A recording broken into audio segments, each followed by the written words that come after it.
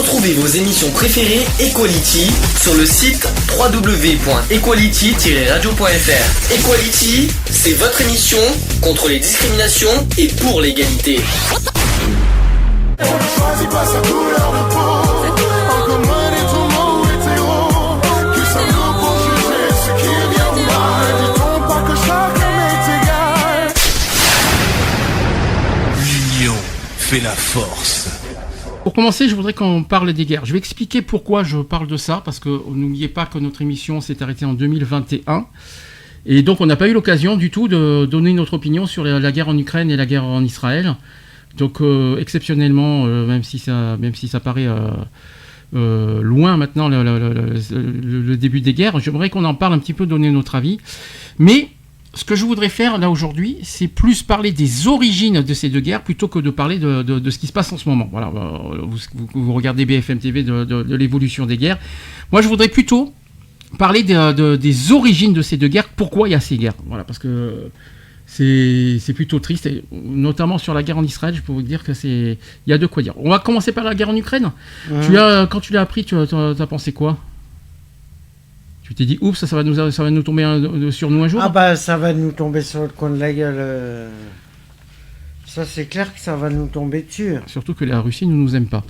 Alors, je vais expliquer les origines de la guerre. Donc l'origine de la guerre remonte à quelques années, au 21 novembre 2013, à la suite de la décision de dernière minute du gouvernement ukrainien pro-russe de refuser de signer l'accord d'association entre l'Ukraine et l'Union européenne. Puis ensuite, en février 2014.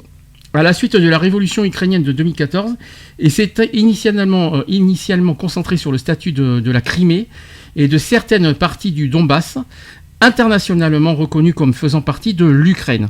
Les 8 premières années du conflit ont vu l'annexion de la Crimée par la Russie en 2014 et la guerre du Donbass qui a aussi commencé en 2014.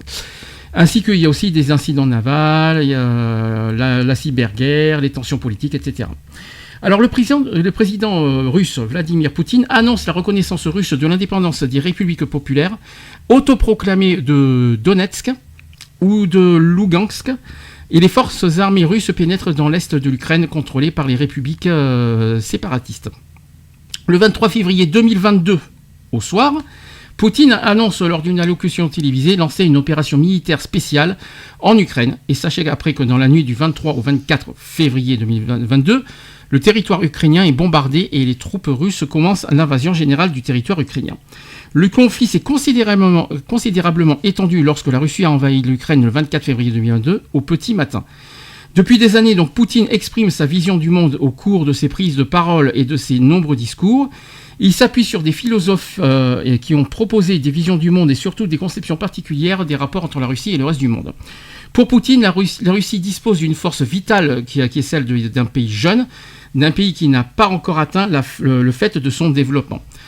Pour lui, la Russie est un pays encore en expansion, un pays qui n'a pas encore mis en œuvre toutes ses potentialités. Et malheureusement, ce pays, donc la Russie, est le plus grand du monde, au niveau superficie, sachez que c'est le plus grand pays du monde, il faut quand même le rappeler, et qui est jalousé par l'Occident à cause de sa force naturelle. Et dans la tête de Poutine, l'Occident va essayer, selon son expression, de repousser la Russie dans un coin, c'est-à-dire de limiter l'expansion russe, voire de diviser la Russie, d'encourager aussi des guerres civiles, comme dans le Caucase. En fait, Poutine a une axiome, c'est-à-dire la Russie dispose d'une force vitale civilisationnelle, mais l'Occident refuse de la reconnaître et cherche à l'affaiblir. Ce qui se passe aujourd'hui en Ukraine, l'agression russe, n'est que la conséquence de cette prétention à la légitimité pour la Russie de déployer sa force vitale, c'est-à-dire notamment de défendre les populations russophones hors de Russie, plus largement de défendre des populations orthodoxes hors de Russie et tout simplement d'affirmer sa vision du monde et sa puissance. Il y a donc vraiment une construction intellectuelle qui a été mise en place progressivement et depuis une quinzaine d'années. Contrairement à l'Europe, l'occidentale, qui juge oublieuse, amnésique, décadente, ouverte à tout vent, faible en un mot, la Russie est capable d'affirmer ses racines. Poutine le fait d'ailleurs par contraste avec l'Occident. Poutine le fait aussi à propos de la Crimée et de l'Ukraine. Il affirme depuis très longtemps l'unité des peuples russes et ukrainiens, se référant à cela l'historiographie russe classique impériale du XIXe siècle. Poutine est arrivé au pouvoir avec la question suivante: que faire de l'État soviétique du passé soviétique? Poutine il a donc pris une décision politique qui était d'essayer de réconcilier ces deux parties de la Russie, mais au prix de l'absence d'un travail de mémoire. Depuis la fin de l'URSS, On n'a pas véritablement entamé de travail de réflexion sur les 7 décennies de pouvoir soviétique. On dit souvent que Poutine veut reconstruire l'empire soviétique. On pense qu'il n'en a pas les moyens.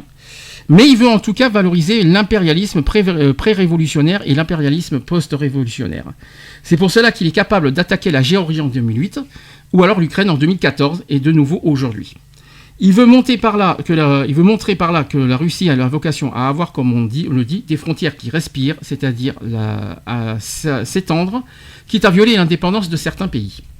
Ceci étant dit, les objectifs de Poutine ne doivent pas pour autant dépasser les principes. L'Ukraine reste un pays libre, démocratique, et n'a pas l'obligation d'annexer à la Russie si les Ukrainiens ne le désirent pas. Et ils ne doivent pas non plus se soumettre à la volonté d'un dictateur pour vivre. La Russie qui a triché, menti au niveau des médias en faisant passer l'Occident pour des tyrans. La Russie qui n'aime pas l'Occident pour son esprit wokiste et aux droits de l'homme. La Russie qui punit aussi ses propres habitants uniquement pour de la propagande, qui aussi punit l'homosexualité par la propagande, et punit grièvement ses habitants pour des faits mineurs ou s'ils ne respectent pas les volontés de Poutine. La Russie qui s'allie en plus avec la Corée du Nord et l'Iran pour les armements, donc en gros les pires du monde. L'Ukraine ne mérite pas cela et l'Ukraine doit rester libre. Voilà le sujet. Ouais. Qu'est-ce que tu en penses, toi, de l'Ukraine L'Ukraine ne fait plus partie de la Russie depuis l'arrêt de l'URSS. L'Ukraine est libre. L'Ukraine, s'ils n'ont pas envie d'être à la Russie, mais l'Ukraine, s'ils veulent s'approcher de la Russie, ils n'ont qu'à faire un référendum. Et si c'est non, c'est non. Mais Poutine n'a pas à forcer les choses à ce que l'Ukraine rejoigne la Russie. Là, il force les choses, Poutine. Il a un désir, mais il n'a pas à forcer un autre pays à rejoindre la Russie si les Ukrainiens ne veulent pas. C'est comme si on disait à la France, on va s'allier avec, on va indexer la Belgique parce qu'ils parlent français, ou la Suisse. Ben non, on n'a pas envie. On va pas s'amuser à faire ça. C'est pas parce qu'ils parlent français qu'on va demander à la Belgique de rejoindre la France. Je sais pas comment expliquer ça, mais c'est un petit peu le même principe. C'est clair. Qu'est-ce que t'as envie de dire sur la guerre en Ukraine? Parce que là, ça fait quand même plus de 2 ans que ça dure, faut pas l'oublier. Y a-t-il des choses auxquelles tu es d'accord et pas d'accord? Parce que déjà... De toute façon, au niveau... moi, personnellement, question politique... je comprends pas le pouvoir qui est mis en place. Tu comprends pas les Russes qui ont voté Poutine alors qu'ils sont contre Poutine.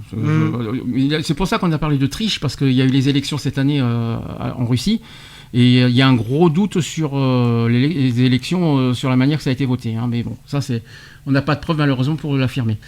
Moi, il y a une chose alors là, je vais inverser les choses. Que penses-tu des punitions qu'on fait contre la Russie? Alors, il y a plusieurs punitions. Les sportifs, par exemple, qui ne participent pas au concours, par exemple, on n'en voit pas en biathlon, on n'en voit pas en Formule 1. Les Jeux Olympiques, les Russes ont été écartés des Jeux Olympiques de Paris. Est-ce que tu trouves que c'est une bonne solution de punir la Russie? Non. Moi, je pense que c'est une mauvaise idée. On n'a pas à punir des citoyens. Les gens de Russie n'y sont pour rien. La seule personne qu'il faut viser, qu'il faut condamner, c'est Poutine, et non pas les habitants de Russie. Ils n'y sont pour rien, les habitants de Russie, ils subissent. On va pas s'en prendre à des gens innocents. Là, c'est ce qui s'est passé. Je trouve que c'est une mauvaise idée. Le fait qu'on s'en ait pris à des gens innocents, c'est une très mauvaise idée. Tout ça à cause de Poutine, faut pas l'oublier. Après, je me suis dit un truc, c'est que j'espère aussi qu'il y aura un putsch en interne en Russie, c'est-à-dire que les habitants se rebifferont contre Poutine un jour. Mais ça, c'est pas notre problème, c'est les habitants d'en décider ça. La deuxième chose, les punitions économiques, c'est-à-dire qu'on a tous les blocages des versements en Russie. Ça, je trouve ça légitime, par contre. Notamment sur les armements, pour éviter que la Russie puisse s'armer. De toute façon, maintenant, ils sont aidés par l'Iran et la Corée. Alors, comme ça, au moins, c'est vite fait. Voire la Chine aussi, si je ne me trompe pas. Ouais, mais, je crois qu'il y a la Chine en plus. Mais moi, je pense que c'est légitime, parce que faut pas oublier que la Russie a bombardé des innocents et ils ont quand même bombardé des grandes villes d'Ukraine. On va pas dire merci Poutine, bravo à sa politique non plus. Donc politiquement et économiquement, la punition est méritée au niveau économique. C'est clair. Est-ce qu'il y a des choses est-ce que tu as est-ce que tu trouves aussi, et là j'imagine que tu vas me répondre ça parce que je te connais, qu'est-ce que tu en penses que nous on se mêle de la guerre en Ukraine ? Bah, nous, personnellement, je pense, et c'est mon opinion là-dessus, je vais dire personnellement, Macron, il ferait mieux de s'occuper des Français au lieu de s'occuper de la guerre en Ukraine. Tu trouves qu'il s'occupe trop de l'Ukraine et pas assez des Français ? Ouais. C'est comme ça que tu vois les choses ? Ouais. Il s'occupe trop des affaires étrangères, des guerres, tout ça, plutôt que de s'occuper des Français. C'est vrai qu'il y a eu pas mal de reproches là-dessus, il y a eu pas mal de manifestations. Mais ça, c'est mon opinion. Non, mais t'es pas le seul à penser, parce qu'il y en a plein qui se sont pas mal rebiffés cette année avec plein de manifestations, parce que ils s'occupent pas assez pour des Français. Après, normalement, il y a les ministres pour ça, hein, pour s'occuper des Français. Hein. Ils délèguent aux ministres pour s'occuper des affaires des Français. Hein. Ouais, mais c'est comme donner des sous en Ukraine. Oui, alors attends. Non, des armes, tu veux dire. Non, nous, on donne des armes, pas des sous. Si, ils ont fait une enveloppe, ils ont donné des sous, je sais plus combien, mais... En Ukraine ? Ouais. En Grèce, je le savais, mais pas en Ukraine. Moi, je sais qu'on a donné des armes, comme les États-Unis d'ailleurs. Chose que la Russie, c'est pour ça que la Russie nous fait la gueule monstrueuse, parce qu'on fournit des armes en Ukraine. C'est pour ça que la Russie maintenant nous déteste. En plus, tu sais qu'on est menacé par la Russie au niveau nucléaire. Hein. Donc on n'est pas à l'abri Poutine est tellement fou qu'il en est capable. Hein. En plus, c'est soi-disant qu'il est malade. Hein. Soi-disant qu'il est un petit peu mourant. Soi-disant. Après, ce ne sont que des rumeurs. Il serait atteint d'un cancer. Donc, ouais, bah... Mais c'est pas parce qu'il est atteint d'un cancer qu'il faut qu'il agisse n'importe comment aussi. Hein. Moi, je pense qu'il faut, on va dire médicalement parlant, il a pas, pour moi, s'il est vraiment malade physiquement et psychiquement, il n'a pas à gouverner la Russie pour moi. C'est clair.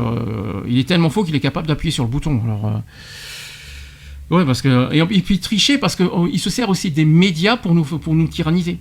Des médias russes. On est les méchants. En fait, en Russie. Poutine se sert des médias en faisant passer nous, la France et les États-Unis, pour des méchants. C'est nous les méchants. C'est lui qui agresse l'Ukraine, mais c'est nous les méchants parce qu'on défend l'Ukraine. Est-ce que tu donnes raison à Poutine pour ça ? Non. Moi non plus, hein. C'est clair. Par contre, tu as plus un coup de gueule avec Macron qui s'occupe un petit peu trop de l'Ukraine. Ouais. D'accord, ça c'est ta pensée à toi. Ok. Mais sinon, l'Ukraine doit vivre en paix, quoi. Ça c'est clair, net et précis. D'ailleurs, aujourd'hui, il y a des nouveaux bombardements en ce moment. Il y a les actus en ce moment, c'est pas très rassurant actuellement. Et puis n'oubliez pas que la guerre en Ukraine, on est concerné. Pourquoi ? Parce que économiquement, au niveau de l'inflation, au niveau du pouvoir d'achat, l'énergie qui augmente, l'énergie, c'est à cause de la guerre en Russie, la guerre en Ukraine, que ça a augmenté. Il y a l'énergie, l'alimentation, l'essence. Oui, l'essence, l'alimentation et l'énergie. Ça a considérablement augmenté à cause de la guerre en Ukraine. Donc on est forcément concerné par la guerre en Ukraine. On ne peut pas être indifférent de la guerre en Ukraine puisque économiquement, ça nous concerne. Et humainement aussi. Parce que rappelons qu'on bombarde des innocents qui n'ont rien demandé. Hein. C'est clair. Voilà. Donc et la question qu'on se pose tous, c'est quand est-ce que ça va s'arrêter ? Ben, quand Poutine ne sera plus au pouvoir. Mais c'est pour ça qu'il faut un putsch. Un putsch de l'intérieur de la Russie. Il faut un coup d'État. Tout simplement. C'est la seule solution. Hein. Je vois pas d'autre solution. J'ai du mal à imaginer. Ça va pas se résoudre comme ça. Le seul moyen pour arrêter la guerre en Ukraine, c'est que Poutine ne gouverne plus. Point. Et qu'il n'y ait pas d'autres. Et que les poursuivants ne soient pas dans la même lignée que Poutine. C'est clair. Ça, c'était la guerre en Ukraine. Est-ce que tu as d'autres coups de gueule à passer ? Non. Je voudrais passer maintenant à la guerre en Israël et Palestine. Tu sais comment ça s'est passé ? Tu l'as entendu, l'histoire ? Non. Tu n'as pas vu l'histoire de ce qui s'est passé en Israël les Non, mais moi, les impôts, je les regarde pas. Pourtant, non, mais les horreurs qu'il y a eu en Israël, mais c'est une horreur. Je vais quand même en parler. Sachez que le 7 octobre 2023, depuis la bande de Gaza, le Hamas conduit une série d'attaques et d'atrocités contre des militaires et civils israéliens. 1200 Israéliens ont été tués et 240 otages ont été amenés dans la bande de Gaza. En représailles, une opération militaire israélienne visant à éliminer le Hamas est lancée contre Gaza. Et sachez que en début février 2024, le ministère de la Santé de Gaza compte plus de 27 000 morts palestiniens. En fait, si tu préfères, je vais essayer de rafraîchir un petit peu les mémoires. C'est qu'en fait, tu as le Hamas qui s'est introduit dans Israël, qui ont enlevé des enfants souvent des enfants et tout ça, et ils se sont permis aussi de tuer à la fois des civils, et ils se sont permis d'aller dans des mosquées ou je sais pas quoi, des trucs religieux, et ont tué tout un groupe. Oui, ça j'en ai entendu parler, oui. Décapité. Ouais. Décapité, hein. Des enfants. C'est abusé. C'est pas abusé, c'est inhumain. Non mais là on dépasse toute l'imagination de l'être humain. Là ça va trop loin. Qu'est-ce qui prend à des êtres humains d'avoir cette idée et d'avoir ces façons de penser, d'agir? Non mais est-ce qu'ils aimeraient qu'on fasse ça à leur famille? Je crois pas. Hein. Alors le rappel des faits historiques, parce que je voudrais quand même rappeler que ça date pas d'aujourd'hui, la guerre en Israël, ça date depuis des années. Le rappel des faits historiques et des chiffres est essentiel, et cependant il faut aussi comprendre l'essence du conflit. Il y a beaucoup de confusion sur la nature de la confrontation israélo-palestinienne. Est-ce que c'est une guerre de religion d'après vous? Oh, je sais pas, je pense pas. Eh bien non, ce n'est pas dans la source exacte, ce n'est pas une guerre religieuse. La source exacte, c'est une source, on va dire, de territoire. C'est une histoire de territoire tout simplement. Une guerre donc entre des groupes terroristes et un État. Donc en réalité, le conflit israélo-palestinien est avant tout un conflit territorial entre deux peuples. Les enjeux principaux sont le contrôle du territoire et la souveraineté. Un peuple, donc les Palestiniens, qui vivaient sur cette terre, administré par les Ottomans puis par les Anglais. Un autre peuple qui sont les Juifs, persécutés ailleurs, a commencé à émigrer sur cette même terre avec laquelle ils ont un lien religieux et historique. Depuis, il y a l'équation qui est claire. Deux peuples veulent habiter sur la même terre et s'en revendiquent le contrôle. En gros, c'est comme ça. En fait, c'est pas uniquement la Palestine envers l'Israël, c'est aussi l'Israël. C'est dans des deux côtés, hein, le problème. Hein. Toutes les grandes étapes du conflit sont profondément liées à des enjeux territoriaux. Donc sachez qu'en 1948, ça date pas aujourd'hui, ça date depuis 1948. 1948 a marqué le début du conflit. Le conflit israélo-palestinien est donc né de la création d'un nouvel État revendiquant sa souveraineté et sur une terre et de l'expulsion du peuple qui habitait cette terre. La guerre de 1967, qui a été un moment charnière, n'était autre qu'une affaire de conquête de territoire. Donc Israël a par la force pris le contrôle de tout le territoire et a même occupé une partie de l'Égypte et de la Syrie et du Liban à l'époque. A l'inverse, en 2005, le retrait des Israéliens de la bande de Gaza a également été un grand tournant. De la même manière, toutes les négociations portent avant tout sur les considérations territoriales. En 1978, lors des accords de Camp David, l'Égypte a accepté de reconnaître l'existence de l'État d'Israël et en échange de pouvoir récupérer le contrôle de la péninsule de Sinaï. En 1995, à la suite des accords d'Oslo, un découpage territorial de la Cisjordanie a été négocié. Donc les zones A sont placées sous contrôle palestinien, les zones B sous contrôle civil palestinien, mais contrôle militaire israélien, et les zones C sous contrôle israélien. Je vous jure que c'est super compliqué. En 2000, l'attribution du contrôle de Jérusalem est un des sujets qui a paralysé les négociations à Camp David.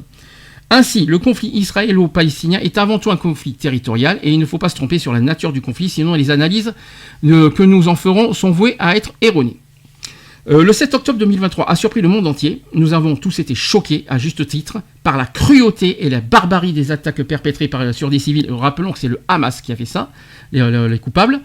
Mais l'opinion publique mondiale a aussi été surprise de la violente réactivation d'un conflit qui a été majoritairement oublié. La population israélienne ne se préoccupait plus du problème palestinien. Sur le terrain, l'évolution était notable. Sachez qu'avant l'horreur du 7 octobre 2023, les Israéliens avaient deux préoccupations majeures, c'est-à-dire l'Iran et la réforme de la justice de Netanyahou. Les faire parler des Palestiniens était devenu difficile. Ils n'avaient rien à dire à ce propos, comme si le problème était réglé, voire n'existait pas. La population, et notamment les jeunes cosmopolites dans les grandes villes, étaient dans une sorte de déni très étonnant lorsqu'on connaît ce qui se passe de l'autre côté du mur. Un déni symbolisé par la rave party qui s'est tenue proche de Gaza. C'est là où je t'ai parlé qui s'est passé l'horreur. Et qui a été épouvantablement attaqué par le Hamas. L'organisation d'une rave party à 6 km de Gaza, que l'ancien Premier ministre Dominique de Villepin, chez nous en France, a décrit comme l'enfer sur Terre, démontre la profondeur du déni dans lequel la population israélienne était plongée. Et dans ce contexte d'invisibilisation, les attaques du Hamas sont arrivées comme une surprise et ont stupéfait le monde entier. Et pourtant, sur le terrain, l'escalade était prévisible. Plus personne ne parlait de paix ou de solution à deux États. La jeunesse palestinienne n'avait plus aucun espoir, ni politique, ni de négociation, ni de perspective meilleure. Les jeunes parlaient de plus en plus de résistance par tous les moyens.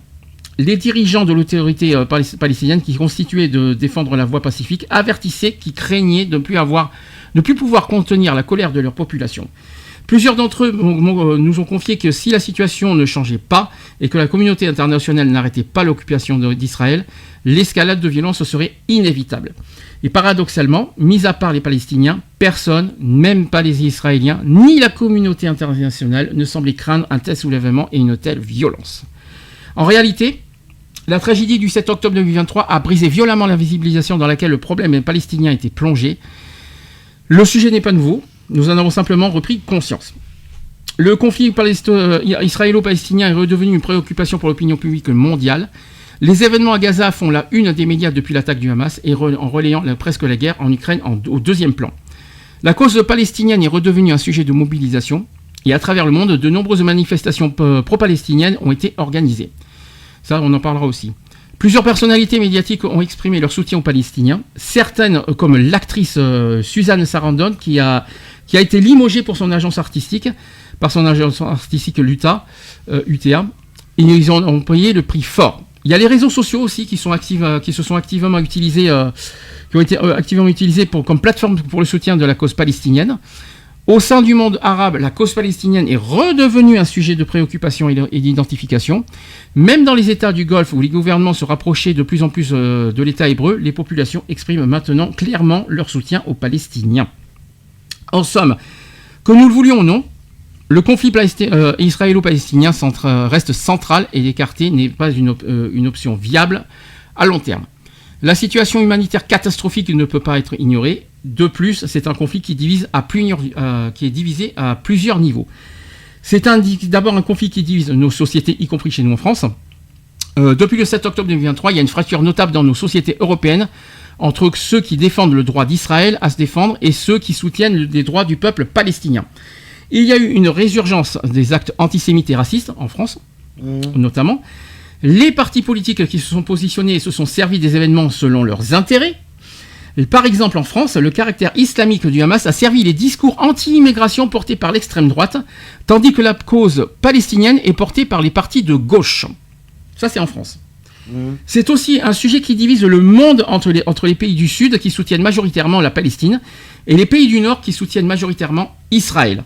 Alors que la fracture entre d'un côté les démocraties occidentales et de l'autre côté les États du Sud, les émergents et les régimes autoritaires qui se creusaient déjà, le conflit israélo-palestinien vient de l'accentuer. Le soutien inconditionnel des États-Unis et l'appui des Européens à Israël participent à nourrir l'idée que l'Occident oppresse les peuples du Sud et qui ne respecte le droit international que selon ses intérêts. Un discours qui sert des États comme la Russie, l'Iran ou la Chine aussi, qui veulent justement faire tomber l'ordre mondial établi et cherchent des soutiens auprès des États qui se sentent oppressés par l'Occident. Juste au hasard. Parce que n'oubliez pas que la Russie est favorable au Hamas. Ils soutiennent le Hamas, y compris l'Iran. L'Iran, très grand soutien avec le Hamas. Et en plus, l'Iran veut participer à la guerre maintenant. Ça, il faut se méfier. Ainsi, le conflit israélo-palestinien et ses conséquences ne peuvent pas être ignorées. L'asymétrie entre les parties au conflit est telle que la solution ne pourra venir que de l'extérieur. La communauté internationale doit s'engager pour trouver une solution qui permettra de garantir les droits des uns et des autres. La solution à deux États reste la seule solution acceptable. Et pour la mettre en œuvre et qu'elle fonctionne, il faudra prendre en compte la réalité du terrain. Voilà le sujet. Ouais. Moi, je vais pas faire trop long mon opinion. Pourquoi l'un qui revendique l'autre, pourquoi on ne peut pas laisser libre les deux États vivre ? C'est clair. Moi, par contre, là où je suis d'accord, l'Israël a son État. Moi, je suis d'accord pour la revendication de l'État de Palestine. Hein. La Palestine a le droit aussi d'être reconnue en tant qu'État. Pour l'instant, c'est pas le cas. C'est vrai que là-dessus, je suis totalement d'accord. En revanche, là où je suis pas d'accord, c'est les actions du Hamas. Il faut pas se tromper d'ennemis. Les ennemis, c'est pas les Palestiniens, ce ne sont ni les Palestiniens ni les Israéliens. Le seul et unique ennemi, c'est le Hamas. Le Hamas est le seul responsable et le seul coupable de ce qui s'est passé le 7 octobre 2023. Donc il ne faut pas se tromper d'ennemis. Et là aujourd'hui c'est dommage parce que tout est mélangé maintenant. Parce que le conflit, les anciens conflits de passé, maintenant ça ressurgit à cause des actions du Hamas. Ça fait mal quoi. C'est dommage que deux peuples se battent à cause des actions des terroristes. Le Hamas, personne ne revendique et personne ne soutient le Hamas, enfin, sauf l'Iran, bien sûr, comme au hasard, ou des États musulmans. Mais personnellement, on va pas dire bravo au Hamas de ce qu'ils ont fait. Non, faut pas déconner. c'est clair. Décapiter des enfants, non mais allô quoi. Non mais on va pas soutenir la Palestine. Enfin, si on peut soutenir l'État palestinien et les comment dire, les habitants palestiniens, mais on va pas soutenir ce que le Hamas a fait. Ça va pas la tête. Non mais on se croirait à la Deuxième Guerre mondiale. Là. Faut arrêter quoi. D'où on sort qu'on va être d'accord sur la décapitation des enfants, des femmes, des otages, etc. Par des cruautés pareilles. On ne peut pas. C'est clair. C'est ignoble. Personne ne doit accepter ça dans la vie, y compris les États musulmans. Mais je ne savais pas que les musulmans avaient des esprits aussi graves, quoi. Bon, remarque, quand on regardons quand on a tout ce qu'on a eu chez nous en France, on n'en a pas parlé de ce qui s'est passé l'année dernière. Le professeur qui a été tué d'un coup de couteau. Ouais. Parce qu'il ne faut pas oublier que maintenant ça se transmet chez nous, la haine des musulmans, enfin la haine de ce coin-là, de ce côté, de ce secteur musulman. Maintenant ils viennent chez nous et ils nous font peur parce qu'ils veulent faire passer leurs principes religieux, parce qu'il faut être honnête là-dessus, et qu'on le veuille ou non, c'est le cas. Leurs principes religieux, ils veulent nous les imposer chez nous aussi en France. Et ça c'est hors de question. Nous sommes ici dans un pays laïque. Ça veut dire que toutes les religions sont acceptées. C'est pas l'un plus au-dessus de l'autre, etc. Le prof qui a été tué au coup de couteau l'année dernière, mais c'est ignoble. Et parce que en plus c'est un acte antisémite, d'après si je me trompe pas. Ouais. Donc, mais quelle idée aussi maintenant aujourd'hui maintenant on poignarde aussi des profs de couteau parce qu'il est juif. Non mais ça va pas la tête. Ou alors parce qu'il enseigne des cours d'histoire qui ne sont pas aux valeurs d'une autre religion. Mais où va-t-on quoi ? Mais où va-t-on ? Maintenant c'est ça aujourd'hui. On a le monde d'aujourd'hui, ça aussi on peut le rajouter. Il y a ça aussi. En tout cas, il est hors de question qu'on vive selon les religions des autres pays en bas, quoi. On vit selon nos doctrines, nos principes, tout ça. Mais ils vont pas venir chez nous pour nous tuer parce qu'on n'est pas dans leurs principes. En tout cas, c'est comme ça que ça fonctionne. Et bien, la guerre entre la Palestine et Israël, c'est ça. Mais c'est-à-dire les musulmans contre les juifs. Et malheureusement, c'est reporté comme ça chez nous. Hein. Et le pire, et ça s'empire. Hein. Ah bah ça m'étonne pas. C'est pas fini, hein, malheureusement, tant que c'est pas fini malheureusement. Mais est-ce que tu as... Mais moi je pense que s'ils essayent de discuter en haut lieu... Discuter là tu crois au Père Noël là. Tu crois non, il y a peut-être un accord qui peut être fait. Oui, l'accord, c'est vrai que la Palestine soit reconnue. L'État de Palestine devrait être reconnu. Et à ce moment-là, il y a deux pays et on n'en parle plus. C'est le seul moyen. Mais malheureusement, Israël ne voit pas ça de manière parce qu'eux, ils se vengent de ce qui leur est arrivé de manière, pour moi, légitime parce que c'est cruel ce qui leur est arrivé. Mais moi, là où l'Israël a tort, c'est qu'ils se trompent d'ennemis. Il ne faut pas s'en prendre à la Palestine, il faut s'en prendre au Hamas. Tandis que l'Israël a tout mélangé. Sous le coup de la colère et de l'émotion, mais ils s'en prennent à tout Gaza et toute la Palestine. C'est une erreur pour moi. En tout cas, pour moi, c'est une erreur. Là, pour moi, le seul accord qu'il doit y avoir, c'est Israël d'un côté, la Palestine de l'autre, séparés, on n'en parle plus. Et sans guerre, sans rien. Voilà, c'est tout. La Palestine a le droit d'être reconnue, pour moi. Ils ont le droit de vivre, Gaza. Oui. Je suis désolé. Et Israël aussi. Ce sont des êtres humains, avec d'autres religions, mais des êtres humains quand même. Il ne faut pas l'oublier. Est-ce que tu as d'autres choses à rajouter ? Non. Bon, c'était en tout cas mon opinion personnelle. Je sais pas combien de temps ça va durer, mais en tout cas j'espère que ça va s'arrêter. C'est pas gagné. Parce que là, c'est pas gagné, mais en tout cas j'espère que ça va pas durer trop longtemps parce que c'est. Moi honnêtement j'ai du mal à regarder les infos à cause de ça. Hein. Parce que ça va trop loin. Et en plus maintenant on se mélange deux guerres. Alors là, si tout le monde s'unit les uns et les autres, t'imagines ? D'un côté tu vas avoir la Russie, l'Iran, la Corée du Nord, peut-être la Chine avec le Hamas. Alors là. Là, on s'approche pas loin d'une guerre mondiale si ça continue. Hein. Ah, mais ça continue. Si ça continue, c'est la guerre mondiale qui se prépare. C'est une guerre mondiale qui se prépare. Hein. Il faut être honnête, parce que il suffit de réunir toutes les guerres et tout le monde, et ça devient une guerre mondiale. Surtout si les États-Unis et la France font de l'escalade. Bah, qui reste neutre. L'Iran qui souhaite faire l'escalade et s'allier avec le Hamas, ça c'est pas bon signe, ça, je vous le dis franchement. Hein. Moi je pense que la France et les États-Unis devraient rester neutres. Alors au-delà que si vous connaissez, j'aimerais juste vous dire un truc, un petit conseil. C'est triste tout ce qu'on entend, mais essayez de pas trop vous accrocher aux infos parce que ça va vous démoraliser, ça va vous démonter le moral. Essayez de vous changer les idées. Avec tout ce qu'on a vécu déjà avec la Covid, c'était dur. Là, on a besoin de sourire, d'humour, de vivre, etc. Prenez des fois, bon, évidemment, si la guerre prend de l'ampleur, bon, tout ça, mais ne vous empêchez pas de vivre. Parce que c'est une erreur. Il faut pas s'empêcher de vivre à cause des deux guerres qu'on a. Hein. Donc voilà, continuez de vivre comme avec vos habitudes, avec vos loisirs, vos passions, tout ce que vous faites dans vos journées. Ne changez pas vos habitudes parce que malheureusement il y a cette crainte de guerre mondiale qui se profile. Pour l'instant, tant qu'on n'y est pas, tant qu'on n'est pas encore à ce stade, on continue de vivre comme d'habitude. C'est ça que je veux dire. Voilà, ça c'est mon petit conseil. Retrouvez nos vidéos et nos podcasts sur www.equality-podcast.fr. On ne choisit pas sa couleur de peau, encore moins les tourments ou hétéros. Qui sommes-nous pour juger ce qui est bien ou mal?